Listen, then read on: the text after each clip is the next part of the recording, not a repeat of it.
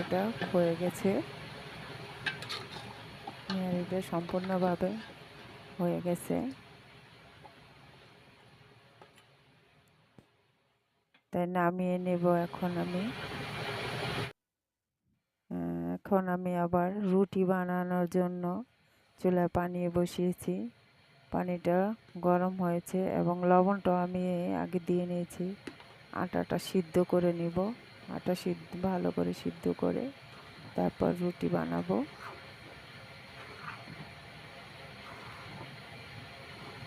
এই নেহারিটা রুটি দিয়ে খেতে খুবই মজাদার। ছেলে মেয়েরা খুবই পছন্দ করে। এই যে আমার আটাটা মাখানো হয়ে গেছে। এখন আমি রুটিগুলা বেলে নিব। এই যে সবগুলো রুটি বেলে নিয়েছি। এখন আমি আবার ভাজা চলে যাব, কারণ গরম গরম রুটি দিয়ে খেতে খুব ভালো লাগে।